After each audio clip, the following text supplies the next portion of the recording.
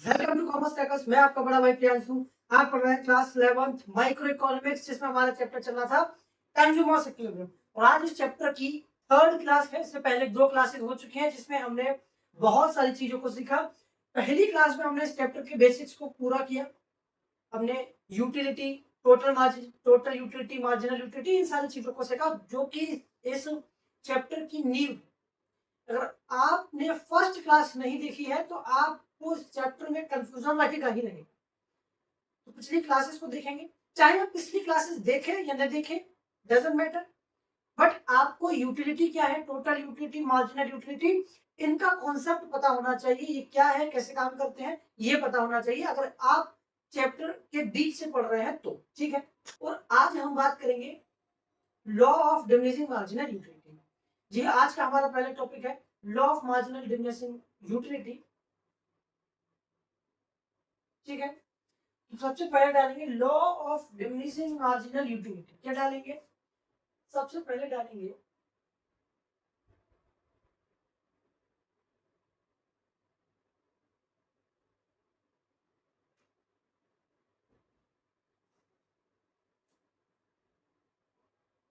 Law of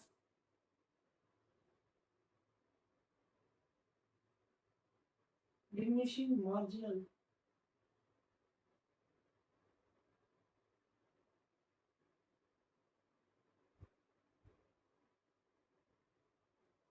law of diminishing marginal utility.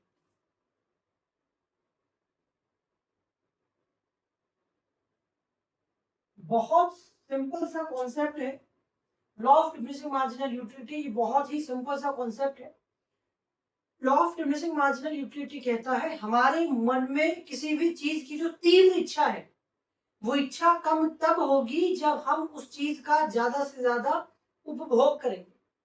जैसे कि मैंने पिछली क्लासेस में आपको उदाहरण दिया था प्यास और पानी का, कि आपको जोरदार प्यास लगी है, आपने जब पहली बोतल पानी पिया तो आपको सबसे ज्यादा संतुष्टि मिलेगी।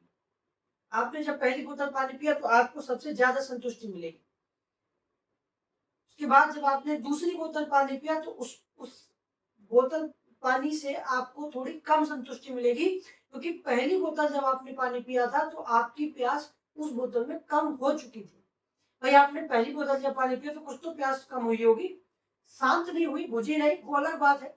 लेकिन जब पहली बोतल पानी पिया सबसे ज्यादा संतुष्टि, दूसरी बोतल जब पानी पिया तो उससे थोड़ी कम संतुष्टि मिली, क्योंकि आपकी प्यास थोड़ी कम हो गई थी। उसके बाद आपने जब तीसरी बोतल पानी पिया तो आपको और कम संतुष्टि मिली, क्योंकि आपकी प्यास अब यहाँ पर और कम हो चुकी है। तो इस उदाहरण से हमें ये पता चलता है कि जैसे जैसे हम पानी पीते जा रहे हैं वैसे वैसे हमारी जो संतुष्टि है वो कम होती जा रही है। तो इस एग्जाम्पल से हम जो निष्कर्ष निकालेंगे वो ये निकालेंगे कि जैसे जैसे हम कंजम्पशन बढ़ाते हैं हमारा सेटिस्फेक्शन कम होता जाता है। जैसे जैसे हम कंजम्पशन बढ़ाते हैं हमारा सेटिस्फेक्शन कम होता जाता है। इसी को law of diminishing marginal utility कहा जाता है। आप मुझे ये बताओ, क्या कोई बहुत बड़ी बात हमने इसमें की? भाई, इस चीज पर तो पिछले 2-3 दिनों से डिस्कशन कर ही रहे हैं कि जैसे जैसे हम कंजम्पशन बढ़ाएंगे हमारी जो है संतुष्टि वो कम होती जाएगी। क्योंकि अगर हम प्यास वाला एग्जांपल है तो हम जैसे जैसे पानी पी रहे हैं हमारी प्यास कम हो रही है, सीधी सी बात है। भाई, आपको भूख लगी है, जैसे जैसे आप रोटियां खाते जाओगे आपकी भूख कम होती जाएगी। इसमें कोई बहुत बड़ा लॉजिक है नहीं, बस इसी कॉन्सेप्ट को हमने नाम दे दिया law of diminishing marginal utility. वो यही कहता है, लॉ ऑफ डिमिनिशिंग मार्जिनल यही कहता है कि जैसे जैसे हम कंजम्पशन बढ़ाते हैं, जैसे जैसे हम कंजम्पशन बढ़ाते हैं सेटिस्फेक्शन कम होता जाता है। Is that clear? तो बहुत छोटी सी बात थी, बहुत छोटी सी बात थी। इसमें कोई ज्यादा समय नहीं देना है और ज्यादा कंफ्यूज नहीं होता, कंफ्यूजन वाली कोई बात ही नहीं है।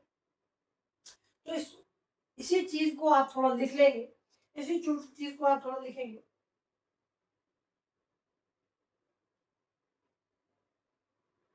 The intensity of desire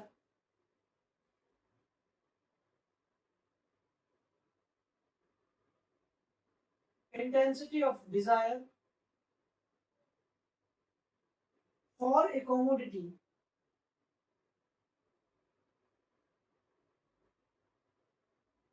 intensity for a intensity of desire for a commodity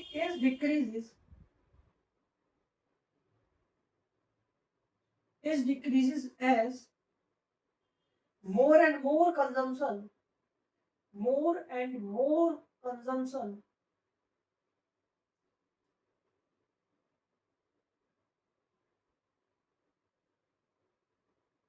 more and more consumption of units of a commodity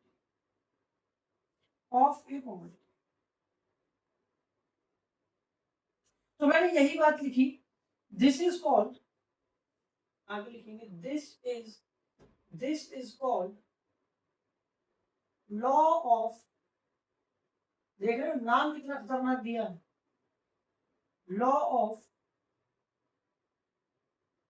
diminishing marginal utility।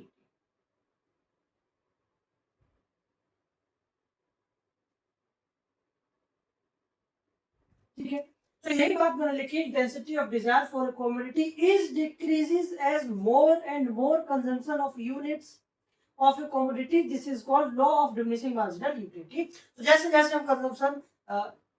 हम कंजम्पशन बढ़ाते जाते हैं, इंक्रीज करते हैं, वैसे वैसे हमारा सेटिस्फेक्शन यहाँ पर क्या होता जाता है, कम होता जाता है। ठीक है, intensity of a desire for a commodity decreases as more and more consumption of units of a commodity, this is called diminishing law of diminishing marginal utility। ठीक है, अच्छा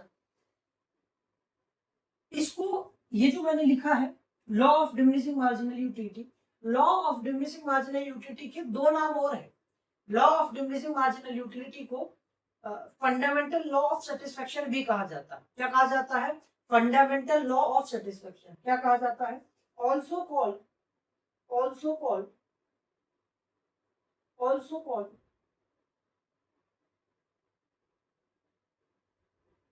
fundamental law of satisfaction। Law of diminishing marginal utility को fundamental law of satisfaction भी कहा जाता है, यानी कि संतुष्टि का मूलभूत नियम। कौन सा, ये वाला law of diminishing marginal utility क्या है, संतुष्टि का मूलभूत नियम है, फंडामेंटल लॉ ऑफ सेटिस्फेक्शन। ठीक है, तो लिखना चाहे इसकी हिंदी भी लिख सकते हैं, यही संतुष्टि का मूलभूत नियम है, also called fundamental law of satisfaction. इसका एक और नाम है, law of diminishing marginal utility का एक और नाम है जिसको हम कहते हैं, इट इज ऑल्सो कॉल्ड, इसको जो है इसको हम फंडामेंटल साइकोलॉजिकल लॉ भी कहते हैं, फंडामेंटल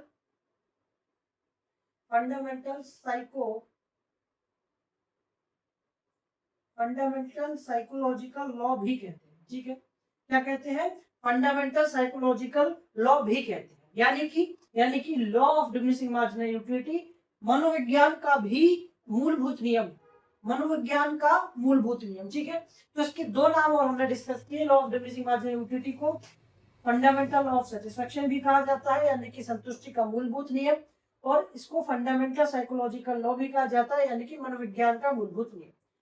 ठीक है, मनोविज्ञान का मूलभूत नियम, इसमें कोई बहुत बड़ी बात नहीं है भाई।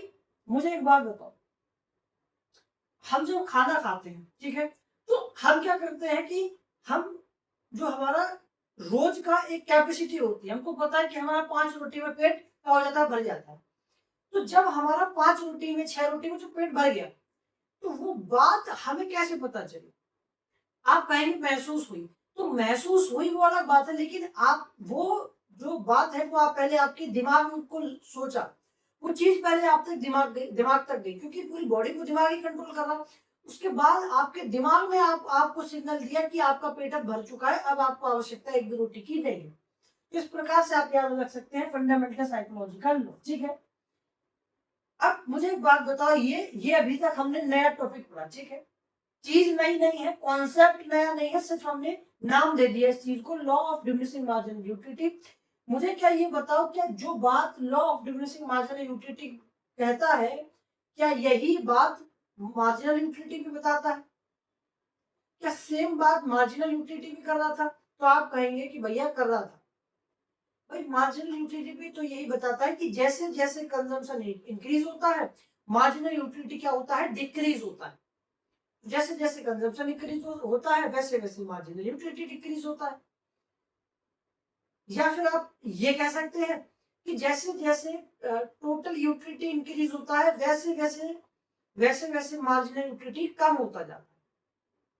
ठीक है, यानी सेम बात मार्जिनल यूटिलिटी भी तो कर रहा था, मार्जिनल यूटिलिटी भी यही दिखाता है। ठीक है, तो इसको पॉइंट डालकर लिखेंगे मार्जिनल यूटिलिटी यानी कि एमयू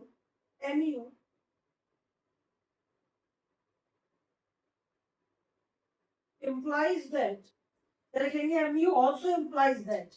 ठीक है, mu also implies that, mu implies that, और ये लाइन मैंने आपको पहले भी 2 बार लिखा चुकी हूँ। ये लाइन, ये जो मैं लाइन लिखने जा रहा हूँ, ये लाइन मैं पहले भी 2 बार आपको लिखा चुका हूँ। ठीक है, लेकिन इस कॉन्सेप्ट से रिलेट करने के लिए मैं दोबारा ये लिख रहा हूँ। It is mu implies that tu is increases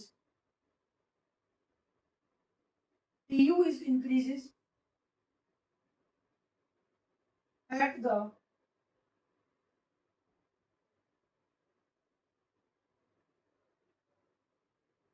diminishing rate of m। ठीक है, mu also implies that tu is increases at the diminishing rate of m। ठीक है, तो सेम बात कौन करता है, सेम बात करता है हमारा mu यानी कि मार्जिनल यूटिलिटी। ठीक है, तो ये हमने law of diminishing marginal utility को डिस्कस किया, फिर हमने लॉ ऑफ मार्जिनल यूटिलिटी को डिस्कस किया। एक बार इसको देखिए, उसके बाद हम बहुत ही इंपॉर्टेंट टॉपिक जो इस चैप्टर का नाम भी है कंज्यूमर्स इक्विलिब्रियम, हम वो डिस्कस करने जा रहे हैं। ठीक है, तो एक बार इसको देखेंगे।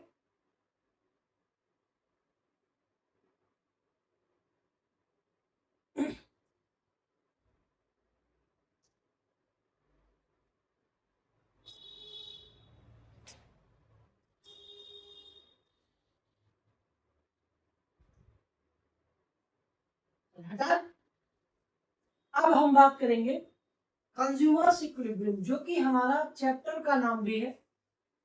कंज्यूमर्स इक्विलिब्रियम जो कि हमारा चैप्टर का नाम भी है। अगर हम कंज्यूमर की बात करें तो आप कहेंगे कि भैया कंज्यूमर, हमने चैप्टर की शुरुआत ही इस वर्ड से की थी, कंज्यूमर से। तो कंज्यूमर हमें पता है उपभोक्ता, कंज्यूमर का अर्थ क्या होता है, उपभोक्ता।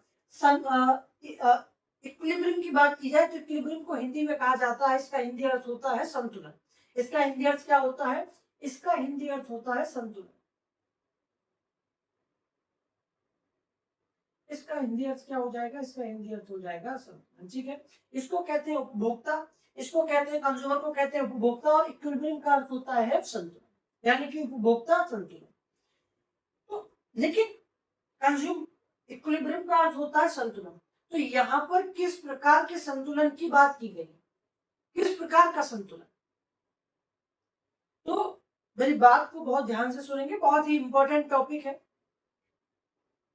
कंज्यूमर इक्विलिब्रियम एक ऐसी स्थिति होती है जब उपभोक्ता को अपनी आय के अनुसार संतुष्टि मिल जाती है और अब वो अपने खर्चे में कोई अतिरिक्त बदलाव करना नहीं चाहता। उस स्थिति को हम बोलते हैं संतुलन की स्थिति। उस स्थिति को हम क्या कह रहे होते हैं कि अब उपभोक्ता अपनी संतुलन की स्थिति में है। मैंने ये कहा कि इक्विलिब्रियम एक ऐसी स्थिति है जब उपभोक्ता को अपनी आय के अनुसार संतुष्टि मिल जाती है और अब वो अपने खर्चे में कोई अतिरिक्त बदलाव करना नहीं चाहता। ऐसी स्थिति को कहा जाता है कंज्यूमर्स इक्विलिब्रियम कंडीशन, यानी कि उपभोक्ता अब संतुलन की स्थिति। मैं एक उदाहरण देता हूं। मैंने आपसे कहा कि आप रास्ते पर जा रहे हैं, आपको जोरदार प्यास लगी और आपकी जेब में 20 रुपए हैं। तो आपको प्यास लग रही है और आपकी जेब में 20 रुपए हैं, तो आप वो 20 रुपए खर्च करके एक पानी की बोतल खरीद कर अपनी प्यास बुझा सकते हैं, यानी कि पूर्ण संतुष्ट हो सकते हैं। तो आपने क्या किया, आपकी जेब में 20 रुपए हैं, आपकी जेब में 20 रुपए है, ठीक है, आपने 20 रुपए की पानी की बोतल खरीदी, तो आपने वो पानी की बोतल पी, आपका गला एकदम तृप्त हुआ, एकदम ठंडा ठंडा पानी पिया, आप एकदम संतुष्ट हो गए क्योंकि आपकी प्यास बुझ गई। तो मुझे यहाँ पर बताइए कि आपने 20 रुपए खर्च किए और आपको उतनी ही संतुष्टि मिल गई, इस 20 रुपए में पूरी संतुष्टि मिल गई, ठीक है। तो आपने जितने पैसे खर्च किए उतनी संतुष्टि मिल गई। यहाँ पर क्या है, यहाँ पर चीज क्या है, संतुलन है। तो हम इस कंडीशन को बोलते हैं कंज्यूमर्स इक्विलिब्रियम, यानी कि उपभोक्ता अब संतुलन की स्थिति में। क्या ऐसा भी हो सकता है कि आप रास्ते पर जा रहे हैं और आपको जोर से प्यास लगी, आपकी जेब में 20 रुपए है, तो क्या आप ये सोचेंगे कि यार मेरे जेब में तो सिर्फ 20 रुपए है, नींबू के लिए तो पानी नहीं है, और इस भयंकर गर्मी में नींबू पानी पीना चाहिए। लेकिन आपको लगी है जोर से प्यास और आपकी जेब में 20 रुपए है, लेकिन आप पानी की बोतल इसलिए नहीं खरीदेंगे क्योंकि आपके पास अब नींबू के पैसे नहीं है, क्योंकि आप ये सोच रहे हैं कि गर्मी में तो नींबू पानी पीना चाहिए। तो क्या आप वहां पर ऐसा करेंगे? तो आप कहोगे भैया नहीं, अगर हमें जोरदार प्यास लगी है, हमारी जेब में 20 रुपए है, तो हम पानी की बोतल खरीदकर अपनी प्यास बुझा सकते हैं। तो ये कंडीशन क्या है, इक्विलिब्रियम की कंडीशन है, यानी कि उपभोक्ता ऐसी स्थिति में संतुलन होता है, ठीक है। तो ये संतुलन की स्थिति कहलाती है उपभोक्ता की। तो ये जो मैंने एग्जांपल दिया, किसका एग्जांपल हो जाएगा, ये एग्जांपल हो जाएगा इक्विलिब्रियम का, ठीक है। तो ये एग्जांपल किसका होगा, ये एग्जांपल हो जाएगा इक्विलिब्रियम का, ठीक है। तो हम यहाँ पर ये कह सकते हैं, हम यहाँ पर ये कह सकते हैं कि आपने जो प्राइस स्पेंड किया है, मतलब आपने जो खर्चा किया है, ठीक है, तो आपने जो खर्चा किया है, ठीक है, किस चीज पर, बोतल पर, पानी की बोतल आपने परचेज किया ना, मैंने अब यहाँ बोतल लिखूंगा अच्छा नहीं लगेगा, मैं यहाँ पर एक्स लिख दूंगा, ठीक है। प्राइस किस चीज का, एक्स का, प्राइस किस चीज का, एक्स का। अब ये मैंने पूरा प्राइस लिखा है, प्राइस का मैं सिर्फ पी लिख दूं, अगर मैं प्राइस का पी लिख दूं तो कोई परेशानी? तो मैंने क्या लिख दिया कि मैंने लिख दिया प्राइस का पी, ठीक है। तो आपने जितने प्राइस खर्च किया आपको उतना ही सेटिस्फेक्शन मिल गया, ठीक है, आपको उतना क्या मिल गया, आपको उतना सेटिस्फेक्शन मिल गया। तो ये कंडीशन एग्जैक्टली होती है इक्विलिब्रियम की कंडीशन, ठीक है। आपने एक्स पर जितना प्राइस खर्च किया है, तो एक्स का जो प्राइस है उसके बराबर आपको क्या मिल गया, सेटिस्फेक्शन मिल गया, यानी कि संतुष्टि मिल गई। तो यहाँ पर उपभोक्ता संतुलन की स्थिति में, ठीक है। आपने पानी की बोतल खरीदी, आपको अधिकतम संतुष्टि मिल गई है, आपकी प्यास बुझ चुकी है, आपकी अधिकतम संतुष्टि अब आपको प्राप्त हो गई है, यानी कि जो प्राइस है उसके बराबर सेटिस्फेक्शन मिल गया। तो ये यहाँ पर इक्विलिब्रियम की कंडीशन कहलाती है। बोलो बात समझ में आएगी, बोलो बात समझ में आएगी। तो यहाँ पर जो मैंने 20 का एग्जाम्पल लिया था वो सिर्फ एग्जाम्पल के लिए लिया था, एग्जैक्टली मैं यहाँ पर ये बात करना चाह रहा हूँ कि जो प्राइस है उतना ही सेटिस्फेक्शन मिला है। तो कंपैरिजन के लिए मैंने एक नंबर ले लिया, आप इसको हटा दो, है ना, इसको भूल जाओ। तो मैं क्या कह रहा हूँ, मैं ये कह रहा हूँ कि आपका जो प्राइस है उतना आपको सेटिस्फेक्शन मिल गया, आपको यहाँ पर अधिकतम सेटिस्फेक्शन मिल गया। तो ये किसकी कंडीशन हो गई, इक्विलिब्रियम की, ठीक है। क्या ये बात समझ में आई, क्या ये बात समझ में आई? तो आप कहेंगे भैया ये चीज समझ में आ गई, क्योंकि ये बहुत ही छोटी सी चीज थी, ये बहुत ही छोटी सी चीज थी जिसे मैंने बहुत ही आसान तरीके से आपको बताने का प्रयास किया, ठीक है। अच्छा, अगर आपको इक्विलिब्रियम समझ में आ गया, अगर आपको इक्विलिब्रियम समझ में आ गया, तो जो इक्विलिब्रियम की कंडीशन होती है ना, जो इक्विलिब्रियम की कंडीशन होती है ना, वो दो स्थिति में होती है। तो यहाँ पर दो केस बनते हैं कंज्यूमर इक्विलिब्रियम के, यानी कि उपभोक्ता संतुलन के, यहाँ पर दो केस बनते हैं, दो स्थिति बनती है। कौन सी दो केस? एक होता है एक होता है one commodity case, one commodity case, और एक होता है टू कॉमोडिटी केस।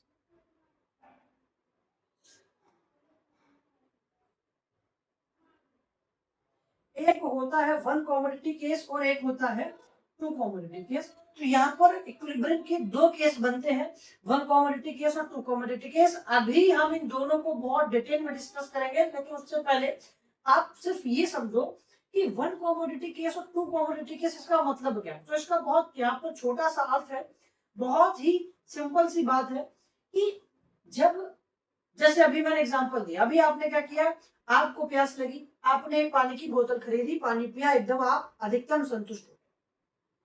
पानी पीने के बाद आपको जूस, है ना, रसना, कोल्ड ड्रिंक, ये कुछ नहीं चाहिए, आपको प्यास लगी थी, पानी पी लिया। मतलब यहाँ पर आपने सिर्फ एक गुड़ परचेज किया, यहाँ पर कितना, सिर्फ एक गुड़ खरीदा। यहाँ पर कितना खरीदा, यहाँ पर सिर्फ एक गुड़ खरीदा। और एक सामान खरीदने पर, एक सामान का उपभोग करने पर आपको अधिकतम संतुष्टि यहाँ पर प्राप्त होगी।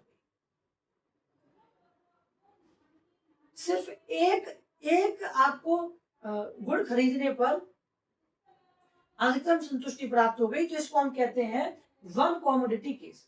इसको हम क्या कहेंगे, वन कॉमोडिटी केस कहेंगे। ठीक है, अच्छा बात करें टू कॉमोडिटी केस की, तो टू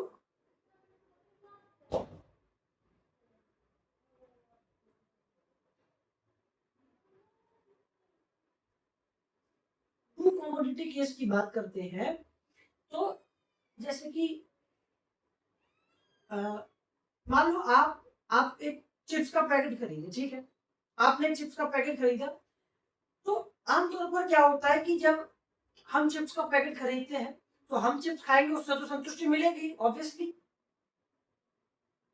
तो हमने चिप्स खरीदा, उससे हमको संतुष्टि मिलेगी, ठीक है। लेकिन अगर हमें चिप्स के साथ फ्रूटी मिल जाए, अगर चिप्स के साथ कोक मिल जाए, तो मजा ही आ जाता है। यानी कि अब अगर हमें चिप्स के साथ कोक मिल जाए, फ्रूटी मिल जाए, कोल्ड ड्रिंक मिल जाए, तो हम अधिकतम संतुष्ट हो जाएंगे, उसके बाद हमें कुछ नहीं चाहिए, उसके बाद हमें किसी चीज की आवश्यकता नहीं है, क्योंकि अब भाई हमें चिप्स मिल गया, हमें कोक मिल गया, फ्रूटी मिल गई, तो अब हमें किसी भी चीज की जरूरत नहीं है। अब हम यहाँ पर मैक्सिमम सेटिस्फेक्शन प्राप्त कर चुके, यानी कि ये क्या हो गया, ये हो गया टू कॉमोडिटी केस। इसको हम क्या कहेंगे, इसको हम कहेंगे टू कॉमोडिटी केस। ठीक है, ये समझ में आया one commodity case. Two commodity case क्या है कि जब जब मैक्सिमम सेटिस्फेक्शन, अगर वन वन गुड खरीदने पर आपको सेटिस्फेक्शन, मैक्सिमम सेटिस्फेक्शन मिल जाए, उसको कहेंगे वन कॉमोडिटी केस। और जब दो सामान खरीदने पर मैक्सिमम सेटिस्फेक्शन मिले, दो सामान खरीदने पर मैक्सिमम सेटिस्फेक्शन मिले, तब हम कहेंगे टू कॉमोडिटी केस। ठीक है, तो इक्विलिब्रियम की कंडीशन, ये दो इक्विलिब्रियम की कंडीशन ये दो केस में बनती है। ये दोनों केस का मैंने आपको अर्थ समझा दिया। अब हम दोनों को डिटेल में एक वन बाय वन डिस्कस करते हैं। ठीक है, अब हम डिटेल में वन बाय वन इनको, इस चीज को डिस्कस करते हैं। पहले हम बात करेंगे वन कॉमोडिटी केस की, तो पहले हम बात करेंगे one commodity case.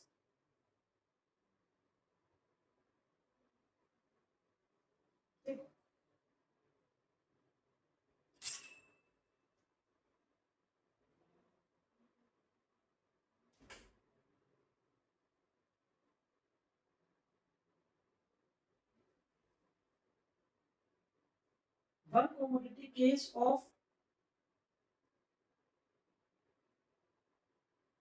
consumers equilibrium, one commodity case of consumers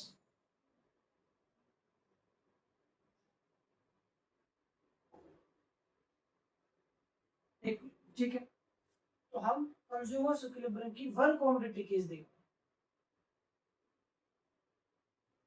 ठीक है, हम यहाँ पर इक्विलिब्रियम का वन कॉमोडिटी केस डिस्कस कर रहे हैं। ठीक है, वन कॉमोडिटी केस में आपको बहुत ही आसान तरीके से समझाऊंगा, बस आपको मेरी बात को ध्यान से सुनना और समझना है। ठीक है, ठीक है, हम ऑलमोस्ट चैप्टर को कंप्लीट करने जा रहे हैं, और ये थोड़ी सी मुश्किल चीजें हैं, लेकिन आपको मैं बहुत आसानी से बताने का प्रयास करूंगा, कोई बहुत बड़ी चीज नहीं है। ठीक है, तो वन कॉमोडिटी केस की हम बात कर रहे हैं, तो आप तीन कॉलम बनाइए। यहाँ पर देखिए यूनिट्स,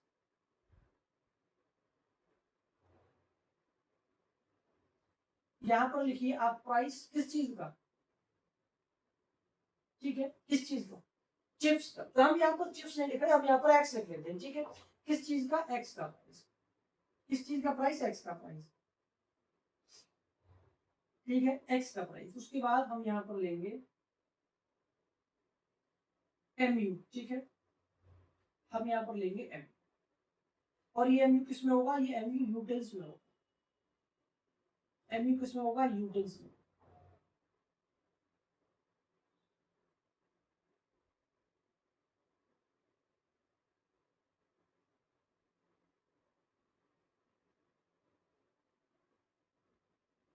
ठीक है, ये MU किसमें हो जाएगा, U टेस्ट में हो जाएगा। ठीक है, तो अभी जो हमने एग्जांपल लिया वही एग्जांपल अगर हम वही एग्जांपल ले कि देखो यहाँ एक बात मैं आपको बताऊं कि अगर हमने यहाँ पर प्राइस लिया है, ठीक है, अगर हम किसी भी चीज का प्राइस ले रहे हैं तो हम उस चीज की, उस गुण को कितनी भी बार परचेज करें, क्या प्राइस बदलेगा? अगर हमने कोई गुण खरीदा है, अगर हम उस गुण को बार बार खरीद रहे हैं तो क्या उसका प्राइस बार बार बदलेगा? तो आप कहेंगे प्राइस बार बार नहीं बदलेगा। भाई प्राइस तो सेम ही रहेगा ना, सीधा सा लॉजिक है, प्राइस तो सेम ही रहेगा। ठीक है, मैंने कहा कि आपने आपने एक चिप्स का पैकेट खरीदा, ठीक है, नॉर्मल जो 5 रुपए वाला चिप्स आता है, तो आपने एक 5 रुपए का चिप्स का पैकेट खरीदा। ठीक है, तो आपने एक चिप्स का पैकेट खरीदा, तो आपने जब पहला चिप्स खरीदा है, अच्छा, आपने पहला चिप्स का पैकेट खरीदा जिसकी कीमत क्या है, 5 रुपए, जिसकी कीमत क्या है, 5 रुपए। भाई ये तो कांस्टेंट रहेगा, ये सेम रहेगा, ये चेंज नहीं होगा। तो आपने एक चिप्स का पैकेट खरीदा कितने रुपए का, 5 रुपए का, उससे आपको संतुष्टि कितनी मिली, उससे आपको संतुष्टि मिली, यानी कि कितनी यूटिलिटी मिली। ठीक है, तो यूटिलिटी कितनी मिली, यूटिलिटी मिली आपको 20 यूटिल्स की। कितनी मिली, 20 यूटिल्स की। ठीक है, जब आपने, अच्छा,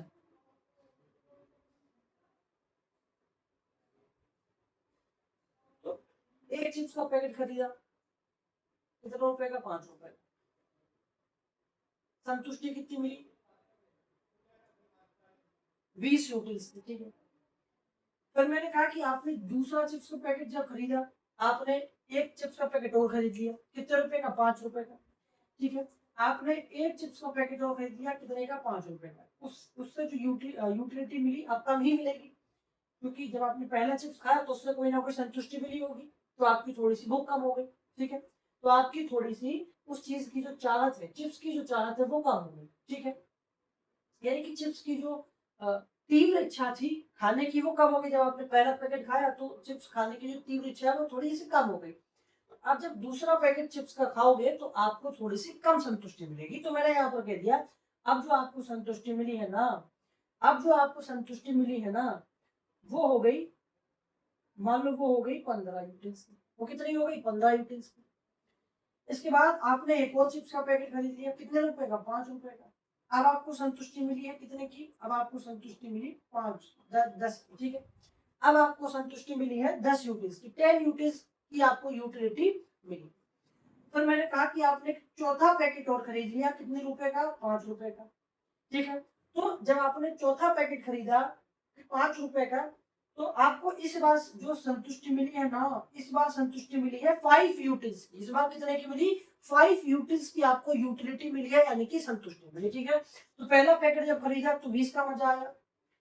ठीक है, मतलब हमें जो मजा आया नंबर में हम बता रहे हैं कि पहला पैकेट खरीदा तो 20 का मजा आया, दूसरा चिप्स का पैकेट खरीदा तो आपको 15 का मजा आया, जब तीसरा चिप्स का पैकेट खरीदा तो 10 का मजा आया, चौथा जब चिप्स का पैकेट खरीदा तो 5 का मजा आया। ठीक है, अच्छा, मान लो इसके बाद आपकी जेब में 5 रुपए और बच गए, आपकी जेब में 5 रुपए और बच गए। आपने कहा कि यार 5 रुपए बचे हैं तो एक चिप्स और ले लेते हैं।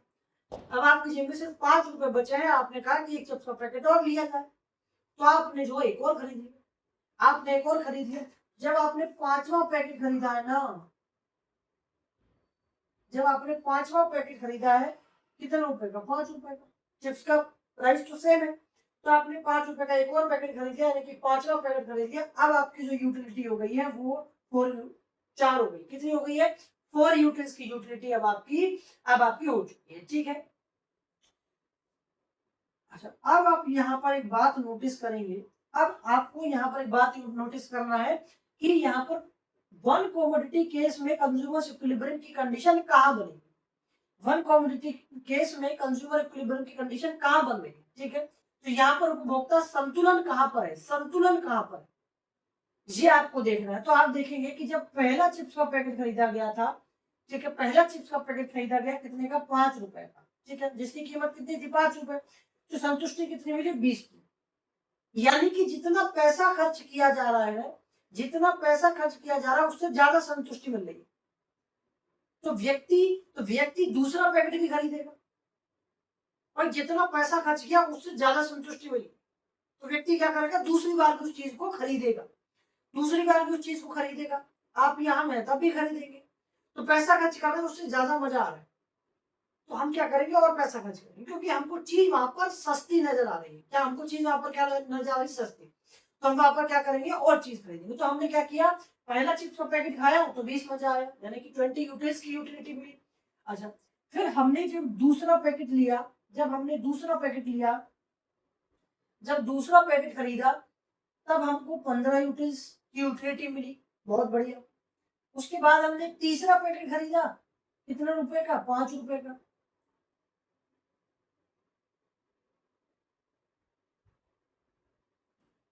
ठीक है, तीसरा पैकेट खरीदा तो हमें यूटिलिटी मिली 10 यूटिल्स। ठीक है, यूटिलिटी कितना मिली? 10 यूटिल्स की। मतलब हमने जब तीसरा पैकेट खरीदा तब भी हमें पैसा कितने खर्च किया? 5 रुपए। पैसा खर्च की कितना किया? 5 रुपए। तो हमने जब तीसरा चिप्स का पैकेट खरीदा कितने रुपए का? 5 रुपए का। तब भी हमारी यूटिलिटी उससे ज्यादा है। यूटिलिटी कितनी है? 10। पैसा खर्च किया 5 रुपए, यूटिलिटी मिली 10 यूटिल्स की, तो मतलब अब भी हम चिप्स खरीदेंगे। ठीक है, तो हमने क्या किया? चौथा पैकेट और खरीद लिया। तो हमने चौथा पैकेट खरीद लिया। इस बार क्या हुआ कि हमने चिप्स खरीदा चौथी बार 5 रुपए का। चिप्स की कीमत कितनी है? 5 रुपए, और हमें जो उससे संतुष्टि मिली वो भी 5 यूटिल्स की है। मतलब यहाँ पर क्या हुआ? यहाँ पर अब उपभोक्ता क्या है? संतुलन की स्थिति में। यहाँ पर क्या हो गया? संतुलन हो गया। वो कि उसने क्या किया? जितने पैसे खर्च किए उतनी संतुष्टि मिल गई। यहाँ पर क्या है? यहाँ पर वो संतुलन की स्थिति में। तो इसको कहा जाता है कंज्यूमर इक्विलिब्रियम। कंज्यूमर इक्विलिब्रियम कि यहाँ पर उपभोक्ता संतुलन की स्थिति में है, ये कहा जाता है वन कमोडिटी केस में इक्विलिब्रियम की कंडीशन। ठीक है, तो यहाँ पर इक्विलिब्रियम की कंडीशन कहाँ पर बन रही है? कितनी यूनिट कंज्यूम करने पर? तो आप यहाँ पर साफ कह देंगे कि यहाँ पर जो कंडीशन बन रही है ना, यहाँ पर जो कंडीशन बन रही है वो यहाँ बन रही है। वो कहाँ बनी? वो यहाँ बनी। इक्विलिब्रियम की कंडीशन कहाँ बनती है? यहाँ बनती है 4 यूनिट पर। कितनी? 4th यूनिट पर। ठीक है, तो 4th यूनिट जब कंज्यूम करी, जब चौथा चिप्स खरीदा कितने रुपए का? 5 रुपए का। तो संतुष्टि कितनी मिली? 5 यूनिट की। यहाँ पर पैसा खर्च किया उतना ही यहाँ पर उसको मैक्सिमम सेटिस्फेक्शन मिली। अच्छा, इसके बाद और देखिए, उसके बाद अगली कंडीशन एक और है। एक और कंडीशन है कि अगर 5 रुपए कंज्यूमर के पास बच गए तो उसने क्या किया? 5वां पैकेट और खरीद लिया। लेकिन इस बार क्या हुआ? इस बार उसको जो संतुष्टि मिली है ना, वो अब इस बार पहले से कम मिली। ये तो मिलेगी, लेकिन 5वां चिप्स जब खरीदा है 5 रुपए का, लेकिन उस चिप्स को खाने के बाद जो संतुष्टि मिली है वो 4 यूटिल्स की मिली है। मतलब इस बार क्या हो रहा? अभी तक तो वो जितने पैसे खर्च कर रहा था उससे ज्यादा संतुष्टि मिल रही है, लेकिन इस बार क्या हुआ? जब 5वां पैकेट उसने खरीदा है, 5th यूनिट जब कंज्यूम की है, तो उसको मजा, जितना पैसा खर्च किया उससे कम मजा आया। जितना पैसा खर्च किया है उतना उसको सेटिस्फेक्शन मिला ही नहीं। तो अब वो क्या करेगा? अब कंजम्पशन यहीं पर वो रुक जाएगा। अब वो कंजम्पशन करेगा ही नहीं, अब वो आगे कंजम्पशन नहीं करेगा। ठीक है, तो यहां से पता चलता है कि अगर अगर प्राइस से कम हो जाता है एमयू, तो वो कंजम्पशन क्या कर देगा? कम कर देगा। ठीक है, कंजम्पशन कर देगा। लेकिन अगर एमयू प्राइस से ज्यादा है तो वो क्या करेगा? कंजम्पशन बढ़ाता जाएगा। वो क्या करेगा? वो कंजम्पशन बढ़ाता जाएगा। ठीक है, तो यहाँ से आप दो बातें यहाँ से ये निष्कर्ष निकाला। अच्छा, तो हाँ, मैं ये कह रहा हूँ कि यहाँ पर इक्विलिब्रियम की कंडीशन जो बन रही है वो चौथी यूनिट कंज्यूम करने पर बन रही है। मतलब कि चौथा चिप्स का पैकेट खरीदने पर बन रही है। यहाँ पर क्या है? यहाँ पर एमयू है ना, जो एमयू है, किस चीज का एमयू? एक्स का एमयू। भाई एमयू हम किस चीज का देख रहे हैं? हम यहाँ पर चिप्स का देख रहे हैं ना, और चिप्स को हमने एक्स नाम दिया। मान लो चिप्स का नाम क्या है? एक्स है। चिप्स का नाम ही एक्स। ठीक है, तो एमयू किस चीज का? एक्स का। एक्स का एमयू यहाँ पर किसके बराबर हो गया? यहाँ पर हो गया प्राइस। प्राइस के बराबर। किस चीज के प्राइस? चिप्स का प्राइस। और चिप्स का नाम क्या है? चिप्स का नाम है एक्स, तो एक्स का प्राइस। तो यहाँ पर ये कंडीशन बन गई, यहाँ पर ये कंडीशन बन गई। यहाँ पर यानी कि ये हो गया प्राइस और ये हो गया सेटिस्फेक्शन। तो यहाँ पर जितना प्राइस खर्च किया गया उतना ही सेटिस्फेक्शन मिल गया। तो यहाँ पर प्राइस और सेटिस्फेक्शन दोनों बराबर हो गए। दोनों क्या है? दोनों बराबर है। ठीक है, तो यहाँ पर संतुलन की स्थिति बन रही है। ठीक है, तो आपसे पूछा जाए संतुलन की स्थिति कहाँ पर बन रही है इस एग्जांपल में? चौथे यूनिट कंज्यूम करने पर। तो ये था इक्विलिब्रियम वन कमोडिटी केस में। किसमें? वन कमोडिटी केस में इक्विलिब्रियम की कंडीशन। ठीक है, तो ये मैंने एक एग्जांपल लेकर आपको समझा। लेकिन जब आप यही कॉन्सेप्ट, जब आप वन कमोडिटी केस जब आप इक्विलिब्रियम का वन कॉमोडिटी केस बुक में देखेंगे, तो आप जब बुक खोलेंगे तो आप वहां पर नोटिस करेंगे कि भैया ने ऐसा कुछ तो बताया ही नहीं, भैया ने ऐसा कुछ तो बताया ही नहीं था।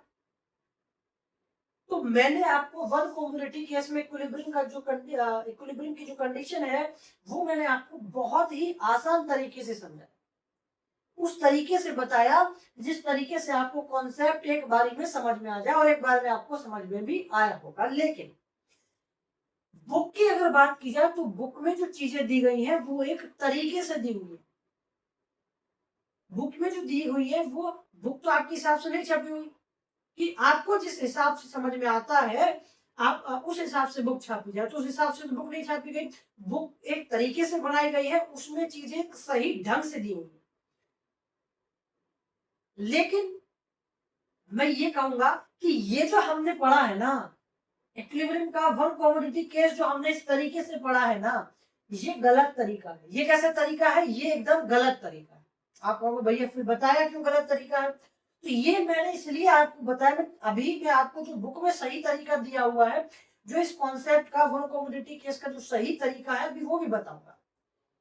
लेकिन ये तरीका मैंने आपको इसलिए बताया ताकि आपको वन कमोडिटी केस का जो कॉन्सेप्ट है उसका मीनिंग समझ में आ जाए, चाहे किसी भी तरीके से समझ में आए।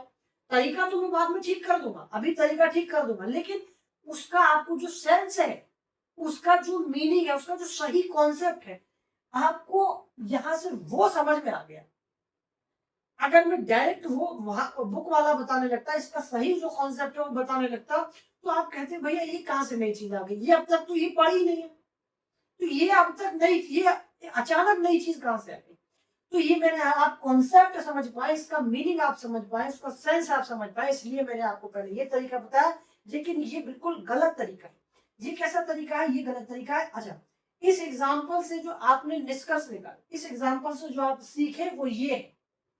मैं आपको सिर्फ ये बताने के लिए, ये जो एक कंडीशन है, ये जो एक कंडीशन है mu x यहाँ पर बराबर है p x, ठीक है, सिर्फ आपको ये बताने के लिए, ये प्रूव करने के लिए ये तरीका मैंने आपको बताया। सिर्फ आपको ये बात समझ में आ जाए इसलिए मैंने आपको ये तरीका बताया। लेकिन ये मैं फिर कह रहा हूँ गलत तरीका है। ये कैसा तरीका है? ये एकदम गलत तरीका है। बस आपको ये बात समझानी थी, ये चीज प्रूव करनी थी, और आपको ये बात समझ में आई भी होगी। इसका जो सही कॉन्सेप्ट है, इसका जो सही तरीका है, मतलब कॉन्सेप्ट तो हमने सही पढ़ा है, आफ्टर ऑल हम वो जो इसका सही तरीका पढ़ेंगे उससे हम निष्कर्ष भी यही निकाल रहे होंगे, ठीक है, सीख हम यही रहे होंगे, लेकिन सही तरीके से। ये हमने सही तरीका नहीं है। वो तरीका पढ़ने से पहले आप इसमें ये देखिए कि इसमें सही तरीका क्या नहीं है, ये सही क्यों नहीं है, आप ये पहले जानिए कि ये सही तरीका क्यों नहीं है। तो आप इसमें देखेंगे कि हमने इस एग्जाम्पल में किया क्या, हमने इस एग्जाम्पल में मेरे भाई किया क्या। हमने इस एग्जाम्पल में क्या किया, इस एग्जाम्पल का गलत होने का सबसे जो मेन कारण है वो ये है कि हमने यहाँ पर क्या किया, हमने यहाँ पर जो यूटिलिटी है, हमने जो यूटिलिटी है, हमने यहाँ पर क्या किया, यूटिलिटी किसमें, यूटिल्स में, और हमने कंपैरिजन किसके साथ किया है, कंपैरिजन किया है प्राइस के साथ। मतलब हमने प्राइस का कंपैरिजन कर दिया यूटिलिटी के साथ, ऐसा, जबकि ऐसा हो ही नहीं सकता। हम इस एग्जांपल में प्राइस का कंपैरिजन यूटिल्स के साथ कर रहे हैं, तो हम यूटिलिटी और प्राइस इन दोनों का कंपैरिजन कर रहे हैं। जबकि आमतौर पर ऐसा होता है कि भाई जब आप तुलना कर रहे हैं, अब ये बात आप भी समझ गए होंगे कि जब हम किसी चीज की तुलना करते हैं तो दो हम सेम चीजों में तुलना करते हैं। ये क्या बात हुई, एक कोई भी चीज ले ली और एक कुछ भी ले लिया, उनका आपस में कंपैरिजन कर रहे हैं, कैसे कर सकते हैं? तो प्राइस का कंपैरिजन प्राइस के साथ ही करोगे ना, प्राइस का कंपैरिजन प्राइस के साथ ही होगा ना। तो सेम चीज का हम कंपैरिजन कर सकते हैं। यहाँ पर हम क्या कर रहे हैं, यहाँ पर हम प्राइस का कंपैरिजन किसके साथ कर रहे हैं, यूटिलिटी के साथ कर रहे हैं। होना ये चाहिए प्राइस का कंपैरिजन प्राइस के साथ होना चाहिए, तब यहाँ पर एग्जांपल क्या होगा, बिल्कुल सही होगा।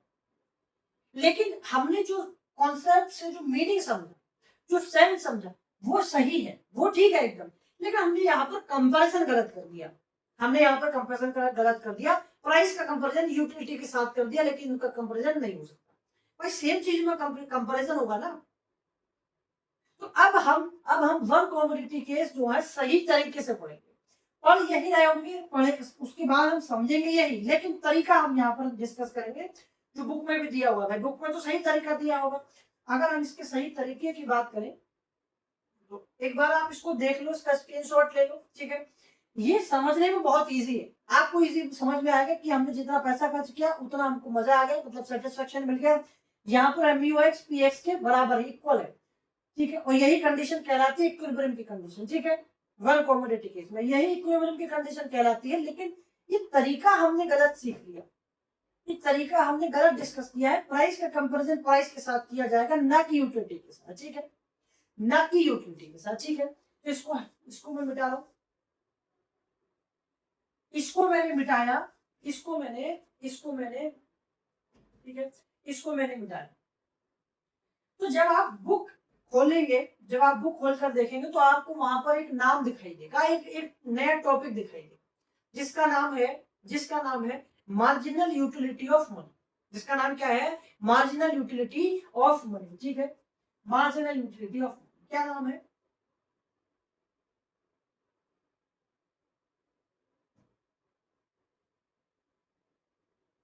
मार्जिनल यूटिलिटी ऑफ मनी, जिसको रिप्रेजेंट किया जाता है MUM से। किससे? MUM से, यानी कि मार्जिनल यूटिलिटी ऑफ मनी। इसको रिप्रेजेंट किससे किया जाता है? MUM, यानी कि मार्जिनल यूटिलिटी ऑफ मनी, ठीक है। मार्जिनल यूटिलिटी ऑफ मनी,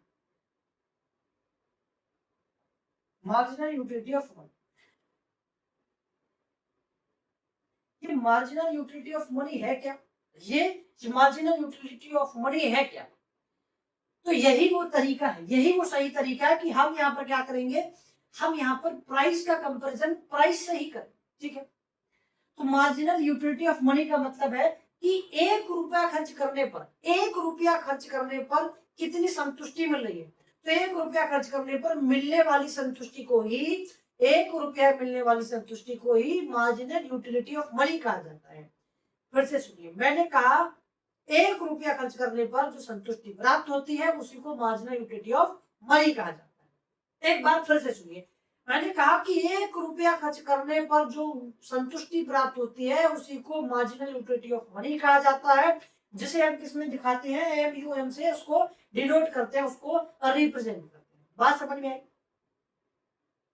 तो 1 रुपए में जो संतुष्टि मिल रही है उसको हम क्या करें? उसको हम मार्जिनल यूटिलिटी ऑफ मनी करें, यानी कि हम लिख सकते हैं 1 रुपया है ना, 1 रुपया से जो संतुष्टि प्राप्त हुई, यानी कि यूटिलिटी मिली, ठीक है, ठीक है।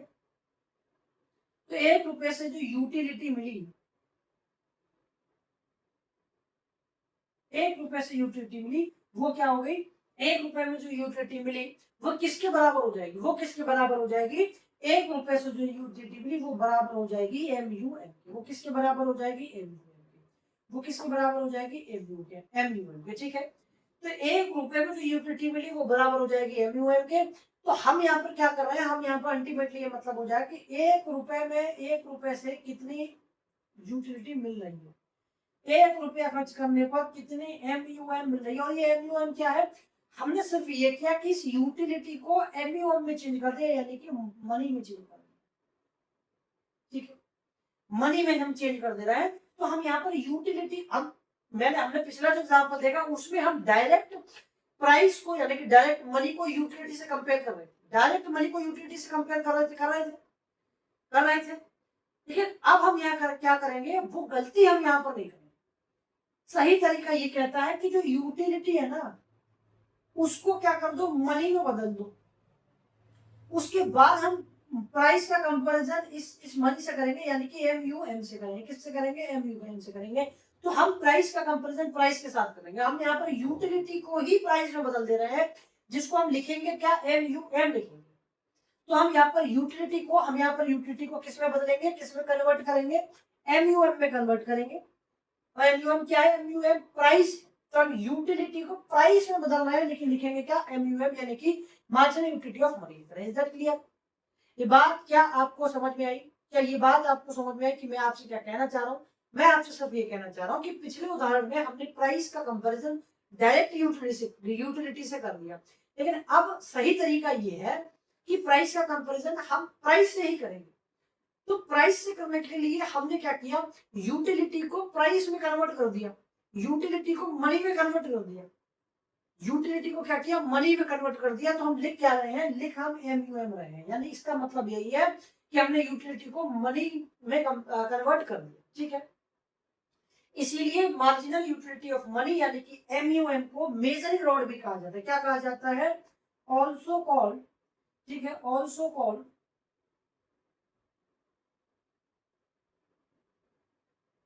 Measuring rod. क्या कहा जाता है, मेजरिंग रॉड भी कहा जाता है।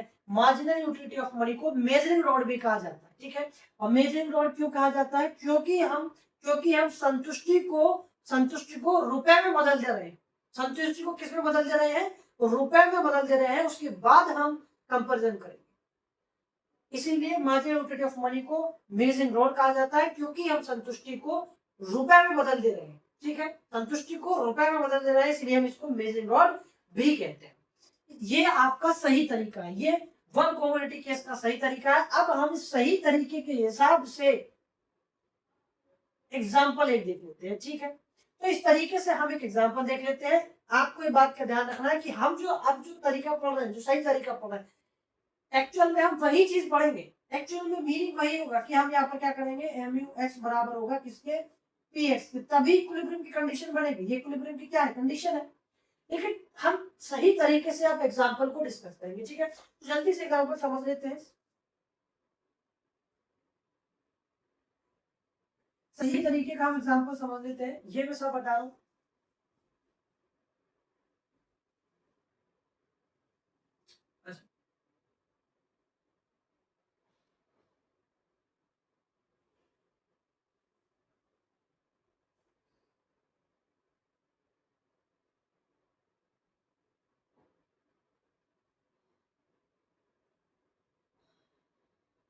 ठीक है, मार्जिनल यूटिलिटी ऑफ मनी, इसका मतलब मैंने आपको समझा दिया कि हम क्या कर रहे हैं, यूटिलिटी को मनी में कन्वर्ट कर रहे हैं। ठीक है, पैसे में बदल रहे हैं। ठीक, तो फिर वही आप यहाँ पर लिखेंगे यूनिट्स, यहां लिख लेंगे, यहां लिखेंगे प्राइस, और यहां लिखेंगे MUM। अब देखो सही तरीका पढ़ने के बाद हमने क्या किया, हमने यहाँ पर यूनिट्स हम पहले भी ले रहे थे, प्राइस हम पहले भी ले रहे थे, लेकिन हम अब सही तरीके में क्या कर रहे हैं, अब हम यहाँ पर MUX नहीं ले रहे, हम यहाँ पर MUM ले रहे हैं। यानी कि प्राइस का कंपैरिजन हम प्राइस के साथ करेंगे, यूटिलिटी को प्राइस में बदलेंगे, सॉरी यूटिलिटी को मनी में बदलेंगे। ठीक है, तो हम यहाँ पर मार्जिनल यूटिलिटी ऑफ मनी ले रहे हैं, लेकिन प्राइस का कंपैरिजन, मनी का कंपैरिजन हम मनी के साथ करेंगे। ठीक है, पैसे का कंपैरिजन हम पैसे के साथ करेंगे। ठीक है, तो हम यहाँ पर रुपए का कंपैरिजन रुपए के साथ करेंगे, यहाँ पर हम यूटिलिटी के साथ नहीं कर रहे। तो अब यहाँ पर हम कंपैरिजन सेम चीज में कर रहे हैं, रुपए का कंपैरिजन रुपए में करेंगे। ठीक है,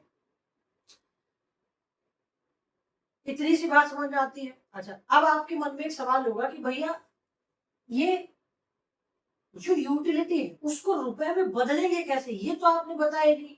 यूटिलिटी को मनी में बदलेंगे कैसे, ये तो आपने बताया नहीं। तो मनी मनी में कैसे बदलेंगे यूटिलिटी को, हमें अभी आपको बताऊंगा। इसी एग्जांपल के साथ साथ हम इस चीज को समझेंगे। उससे पहले आप मुझे ये बता दो, उससे पहले आप मुझे ये बता दो, क्या ये प्राइस किस चीज का है, ये प्राइस वही चिप्स का यानी कि एक्स का, और ये MUM किस चीज का है, एक्स का, वो यूटिलिटी है। ठीक है, अच्छा मैंने आपसे, अच्छा इधर आप क्या करो, इधर आप ये मान दो कि 1 रुपए में 1 रुपए हमने मान लिया। ये हमने क्या किया, ये हम यहाँ पर अज्यूम कर रहे हैं, यहाँ पर हम क्या कर रहे हैं, हम यहाँ पर अज्यूम कर रहे हैं। ठीक है, हम यहाँ पर ये अज्यूम कर रहे हैं, क्या अज्यूम कर रहे हैं, ये अज्यूम कर रहे हैं कि 1 रुपए में हमें 2 यूटिलिटी मिल रही है। 1 रुपए में हमें कितनी यूटिलिटी मिल रही है, 2 यूटिल्स मिल रही है। हमने क्या किया, अज्यूम कर लिया कि 1 रुपया खर्च करने पर कितनी संतुष्टि मिल रही है, 2 संतुष्टि मिल रही है, 2 मजा आ रहा है, यानी कि 2 यूटिल्स की यूटिलिटी मिल रही है 1 रुपया खर्च करने पर। कितना? 1 रुपया खर्च करने पर 2 यूटिल्स की यूटिलिटी मिल रही है। ठीक है, तो इस चीज को हम क्या करेंगे, याद रखेंगे। 1 रुपया खर्च किया, यूटिलिटी कितनी मिली, 2 यूटिल्स। ठीक है, अब मैंने कहा कि जब आपने पहला चिप्स खरीदा था कितने रुपए का, 5 रुपए। ठीक है, पहला चिप्स खरीदा 5 रुपए का। अच्छा, ये जो एमयू हमने यहाँ पर नहीं लिया है, तो एमयू हमने एग्जांपल में लिया नहीं है, लेकिन उस चीज को याद रखना है कि भाई उस चीज को याद रखना। मैं एमयू यहाँ ले लूंगा, एमयू में यहाँ लिखता जाऊंगा। ठीक है, तो एमयू में यहाँ लिखता जाऊंगा। ठीक है, मैंने कहा कि 1 रुपया जब पहली यूनिट कंज्यूम की, पहला चिप्स का पैकेट खरीदा जिसकी कीमत कितनी है, 5 रुपए। तो पहले चिप्स खाने से जो संतुष्टि मिली है ना, वो संतुष्टि मिली है 20 यूनिट्स की। कितनी यूनिट्स की, 20 यूनिट्स। तो पहला चिप्स मैंने खाया, पहला चिप्स मैंने खरीदा 5 रुपए का, उससे मुझे संतुष्टि कितनी मिली। पहला वाला एग्जाम्पल जो इससे पहले हम डिस्कस किया था, उसमें हम एमयूएम की जगह हम यहाँ पर एमयू ले रहे थे। ठीक है, एमयूएक्स ले रहे थे यहाँ पर। ठीक है, लेकिन अब हम यहाँ पर इसको अलग लेंगे। ठीक है, तो मैंने कहा कि पहला चिप्स खरीदा 5 रुपए का, उससे जो संतुष्टि मिली है 20 यूटिल्स की मिली। ये किसकी है, ये यूटिल्स में। ये किसमें है, ये यूटिल्स में है ना भाई, ये एमयू है। तो पहला चिप्स खरीदा, उससे संतुष्टि मिली 20 यूटिल्स की। ठीक है, और मुझे ये बताओ कि जब हम 1 रुपया खर्च कर रहे हैं, तो 1 रुपया खर्च करने पर हमें कितनी, 1 रुपया खर्च करने पर हमें कितनी कितनी यूटिल्स की यूटिलिटी मिल रही है, 2 यूटिल्स। तो 1 रुपया खर्च करने पर 2 यूटिल्स मिल रहे हैं, जबकि जबकि हमें यहाँ पर कितनी यूटिल्स मिली है, 20 यूटिल्स मिली है। कितनी यूटिल्स मिली है, 20 यूटिल्स मिली है। तो हम यहाँ पर एमयूएम ये निकालेंगे, हम यहाँ पर एमयूएम निकाल देंगे कि एमयूएम यहाँ पर कितना आया, 10 आया। भैया कैसे 10 आया, कैसे 10 आए, 10 ऐसे आया कि ये 10 कैसे आया, 10 ऐसे आया, 20 को हमने डिवाइड कर दिया 2 से। तो 20 को अगर 2 से डिवाइड करेंगे कितना आएगा, 10 आएगा। ठीक है, तो 20 को 2 से डिवाइड किया, 10 आया। भाई आप 1 रुपया खर्च करने पर 2 यूटिल्स मिल रहा है, 1 रुपया खर्च करने पर 2 यूटिल्स मिल रहा है, और टोटल यूटिल्स मिली कितनी है, 20 रुपए मिली है, 20 यूटिल्स मिली है। तो ये 20 यूटिल्स कितने रुपए के बराबर हो गई, 1 रुपए में 2 यूटिल्स टोटल मिली है 20 यूटिल्स, तो कितने रुपए के बराबर हो गई, ये 10 रुपए के बराबर हो गई। ये कितने रुपए के बराबर हो गई, 10 रुपए के बराबर हो गई। तो ये हम रुपए में ले रहे हैं। वैसे साइन की जरूरत नहीं है, ये एम दिखा रहा है मनी को, मार्जिनल यूटिलिटी ऑफ मनी है, मनी को ही दिखा रहा है, एम मनी को ही दिखा रहा है। ठीक है, तो यहाँ पर हमने क्या किया, टोटल हमें मिली 20 यूटिल्स, और 1 रुपया खर्च करने पर 2 यूटिल्स। तो ये 20 यूटिल्स कितने रुपए के बराबर हो गई। तो हमने क्या किया, हमने इस यूटिल्स को रुपए में बदल लिया। कैसे बदला, ऐसे बदला कि टोटल मेरी 20 यूटिल्स, और 1 रुपए खर्च करने पर, ये हमने माना था, ये हमने क्या किया, मान लिया, अज्यूम कर लिया कि 1 रुपया खर्च करने पर 2 यूटिल्स मिल रही। और टोटल यूटिल्स मिली कितनी, टोटल यूटिल्स मिली है 20, और 1 रुपया खर्च करने पर 2 यूटिल्स मिल रही है। तो 20 यूटिल्स जो है कितने रुपए के बराबर हो गई, ये 10 रुपए के बराबर। कितने रुपए के बराबर हो गई, 10 रुपए के बराबर हो गई। तो हमने क्या किया, हमने पहला चिप्स खाने से, पहला चिप्स खाने से जो हमें संतुष्टि मिली है ना, हमने उसको रुपए में बदल दिया। हमने क्या किया, हमने उसको रुपए में बदल दिया, हमने उसको रुपए में बदल दिया। ठीक है, तो अब मैं सबकी ऐसे रफ ये नहीं लिखूंगा। ठीक है, समझाने के लिए पहला मैंने लिख दिया, बस आपको ये मान के चलना है कि क्या, सिर्फ आपको ये मानना है, ये आपको मानना है कि 1 रुपए में 2 यूटिल्स मिलती हैं। तो अगर 20 यूटिल्स मिलती हैं, तो ये कितने रुपए के बराबर हो गई, ये 10 रुपए के बराबर। ठीक है, ये कितने रुपए के, 10 रुपए के बराबर हो गए। ठीक है, 20 यूटिल्स किसके, 10 रुपए के बराबर। ठीक है, फिर मैंने कहा कि जब जब जब आपने दूसरा चिप्स खरीदा, कितने रुपए का, 5 रुपए का। आपने दूसरा चिप्स खरीदा कितने रुपए का, 5 रुपए का। तो आपका एमयूएम कितना हो गया, एमयूएम कितना हो गया आपका, एमयूएम यहाँ पर हो गया, मान लो यहाँ पर 9 हो गया। 9 कैसे, क्योंकि मैंने माना कि संतुष्टि मुझे मिली थी 18 यूनिट्स। जब उसको मैंने 2 से डिवाइड किया, तो वो कितने रुपए के बराबर हो गया, वो 9 रुपए के बराबर हो गया। तो दूसरा चिप्स मैंने खरीदा। अब देखो, अब देखो कॉन्सेप्ट वही है, तरीका हमने बदल दिया, बस हमने प्राइस का कंपैरिजन प्राइस के साथ कर रहे हैं। बस उस यूटिल्स को हमने किसे बदल दिया, प्राइस में हम बदल ले रहे हैं, रुपए में हम बदल ले रहे हैं। तो दूसरा चिप्स जब हमने खाया है, जब दूसरा चिप्स खाया है तो दूसरा चिप्स कितना खरीदा, 5 रुपए का, तो रुपए खर्च किए 5 और हमें मजा कितना आया, 9 रुपए के बराबर। रुपए खर्च किए 5 और मजा आया 9 रुपए के बराबर। अब हम यहाँ पर क्या कर रहे हैं, रुपए का कंपेरिजन रुपए के साथ करो, ठीक है, मनी का कंपेरिजन मनी के साथ कर दे रहे हैं, तो ये सही तरीका है, ठीक है। बाकी कॉन्सेप्ट वही है जो पहले हम सीख चुके हैं, ठीक है। अगर मैं डायरेक्ट आपको समझाता तो आप कहते भैया ये बहुत कंफ्यूजन कर रहा है, ठीक है। तो दूसरा चिप्स खरीदा 5 रुपए का, मैंने रुपए खर्च किए 5 और मुझे मजा आया है 9 रुपए के बराबर। तो मैं रुपए, तो 5 रुपए में मुझे 9 रुपए के बराबर मजा आ रहा है, तो मैं और चिप्स खरीदूंगा, मैं और चिप्स खरीदूंगा। तो मैंने क्या किया, तीसरा चिप्स भी खरीद लिया। मैंने क्या किया, मैंने एक तीसरा चिप्स भी खरीद लिया। कितने रुपए का, 5 रुपए का। इस बार एमयूएम कितना हो गया, एमयूएम हो गया 6। एमयूएम कितना हो गया, 6। 6 कैसे हुआ, क्योंकि जो यूटिलिटी मिली थी ना, तीसरा चिप्स खरीदने से जो यूटिलिटी मिली थी वो 12 यूटिलिटी मिली थी। तो अगर 12 यूटिलिटी किसके बराबर हो जाएगी, 2, अगर 6 रुपए के बराबर हो जाएगी। तो मैंने चिप्स खरीदा 5 रुपए का, मुझे मजा आया 6 रुपए के बराबर, ठीक है। तो 5 रुपए का चिप्स खरीदने पर 6 रुपए के चिप्स के बराबर यहाँ पर संतुष्टि मिल रही है, तो मैं एक और चिप्स खरीदूंगा, क्योंकि अब यहाँ पर प्राइस से ज्यादा रुपए के बराबर मुझे मजा आ रहा है, ठीक है। कंडीशन आप ऐसा है, देखो ये वाली कंडीशन में क्या हो रहा है कि 5 रुपए चिप्स खरीदा 5 रुपए का, मैंने क्या किया, यहाँ पर मुझे 9 रुपए का मजा आ रहा है, ठीक है, सेटिस्फेक्शन मिल रहा है 9 रुपए के बराबर। 9 रुपए के बराबर सेटिस्फेक्शन मिल रहा है, लेकिन मैंने खर्च किए थे सिर्फ 5 रुपए, तो ये कितना है, ये ज्यादा है, ठीक है। यहाँ भी क्या है, यहाँ भी मुझे सेटिस्फेक्शन मिल रहा है 6 रुपए के बराबर, लेकिन मैंने खर्च किए सिर्फ 5 रुपए, ठीक है। तो यहाँ पर ये क्या है, ये इंक्रीज है, तो मैं कंजम्पशन क्या कर दूंगा, कंजम्पशन बढ़ा दूंगा। यहाँ मैं कंजम्पशन क्या कर रहा हूँ, बढ़ा रहा हूँ। तो मैंने क्या किया, मैंने चौथा चिप्स और खरीद लिया। चौथा चिप्स मैंने खरीदा, और जब मैंने चौथा चिप्स खरीदा है, ना, कितने रुपए का, 5 रुपए का। तो इस बार मुझे जो मजा आया, इस बार जो मुझे मजा आया है वो 5 रुपए के बराबर ही मजा आया। क्यों, क्योंकि मुझे चौथा चिप्स खरीदने से जो मुझे यूटिल्स मिली थी, सेटिस्फेक्शन मिला था, वो 10 यूटिल्स के बराबर मिली थी। तो 10 यूटिल्स 5 रुपए के बराबर हो गया। कैसे, 10 यूटिल्स का डिवाइड 2 से करेंगे, कितना आएगा, 5 आएगा। तो 5 रुपए मैंने खर्च किए और 5 रुपए के बराबर ही मेरे को सेटिस्फेक्शन मिला है, ठीक है। तो 5 रुपए खर्च किए, 5 रुपए के बराबर सेटिस्फेक्शन मिला। 5 रुपए खर्च किए, 5 रुपए के बराबर सेटिस्फेक्शन मिला, ठीक है।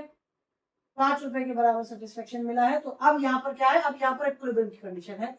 अब यहाँ पर क्या हो गया, यहाँ पर अच्छा 5 चिप्स और ले लो, 5 चिप्स खरीदा 5 रुपए का, लेकिन मान लो यहाँ 2 रुपए के बराबर सेटिस्फेक्शन मिला है। कैसे मैंने यहाँ पर लिया था 8, तो यहाँ पर 4 लिया था, ठीक है, मैं यहाँ पर 4 ले, ठीक है। 8 का डिवाइड अगर 2 से करेंगे 4, ठीक है। तो मैंने 5 रुपए, यहाँ पर आप देख पा रहे हैं, मैंने खर्च किए 5 रुपए और मुझे सेटिस्फेक्शन मिला 4 रुपए के बराबर। यहाँ पर मैंने 5 रुपए खर्च किए, 10 रुपए के बराबर सेटिस्फेक्शन मिला। 5 रुपए खर्च किए, 9 रुपए के बराबर सेटिस्फेक्शन मिला, तो मैंने कंजम्पशन बढ़ा दिया। कम पैसा खर्च करने पर ज्यादा रुपए के बराबर सेटिस्फेक्शन मिल रहा है। लेकिन यहाँ पर क्या हुआ, इक्विलिब्रियम की कंडीशन बन गई, कि यहाँ पर इक्विलिब्रियम की कंडीशन बन गई, क्योंकि मैं 5 रुपए खर्च कर रहा हूँ, मैं यहाँ पर 5 रुपए खर्च कर रहा हूँ और सेटिस्फेक्शन भी 5 रुपए के बराबर मिल रहा है। तो यहाँ पर आप एक बदलाव और करेंगे कि आप यहाँ पर क्या करेंगे, यहाँ पर MUM इसके बराबर हो गया PX के बराबर हो गया। यानी कि यहाँ पर क्या हो गया, यहाँ पर मैं जितने पैसा खर्च किया है, वहां पिछले वाले एग्जांपल में हम MUX ले रहे थे, उसका कंपेरिजन प्राइस के साथ कर रहे थे। तो ये चीज गलत थी, वो हमने एग्जांपल के हिसाब से लिया था। मैं यहाँ पर MUM लिखता, आप कहते कि वही बात, यहाँ पर M कैसे आ गया, ठीक है। सही जो तरीका है वो ये है, ये इक्विलिब्रियम की कंडीशन बता रहा है। अब यहाँ पर इक्विलिब्रियम की कंडीशन बन रही है, यानी कि जितना पैसा खर्च किया उतना रुपए के बराबर ही सेटिस्फेक्शन मिला। तो यहाँ पर इक्विलिब्रियम की कंडीशन बनी, ठीक है। तो यहाँ पर इक्विलिब्रियम की कंडीशन बनी है, ये क्या कहलाएगी, ये यहाँ पर क्या है, ये यहाँ पर मैक्सिमम, ये क्या है, यहाँ पर मैक्सिमम सेटिस्फेक्शन मिल रहा है। और यहाँ पर क्या है, यही वो पॉइंट है, यही फोर्थ यूनिट जो है, फोर्थ यूनिट पर क्या है, यहाँ पर इक्विलिब्रियम की कंडीशन बनी है ना। Condition of equilibrium, condition of, यहाँ पर इक्विलिब्रियम की कंडीशन बन रही है, यहाँ पर क्या बन रही है, यहाँ पर इक्विलिब्रियम की कंडीशन बन रही है, यहाँ पर यानी कि यहाँ पर संतुलन की स्थिति, यहाँ पर क्या स्थिति है, यहाँ पर संतुलन की स्थिति बन रही है, ठीक है, यहाँ पर संतुलन की स्थिति बन रही है, यहाँ पर संतुलन की स्थिति क्या क्या बन रही है, यहाँ पर संतुलन की स्थिति बन रही है। तो ये था सही तरीका, ये क्या था, ये सही तरीका। सही तरीका सिर्फ ये कि हमने प्राइस का कंपैरिजन जो है पैसे का कंपैरिजन पैसे के साथ किया, रुपयों का हमने तुलना रुपयों के साथ कर दी, तो ये था सही तरीका। बाकी ये ठीक है, तो ये क्या है, ये इक्विलिब्रियम की कंडीशन होती है MUN is equal to PX, PX यानी कि price of good X, good X क्या है, चिप्स, ठीक है। तो यहाँ पर हमने 5 रुपए खर्च किए, 5 रुपए के बराबर हमको सेटिस्फेक्शन मिला है, तो यहाँ पर इक्विलिब्रियम की कंडीशन है, ये सही तरीका है, इसको आप देखेंगे। इसी के साथ हम क्लास खत्म करते हैं, इस मिलते हैं अगले पार्ट में।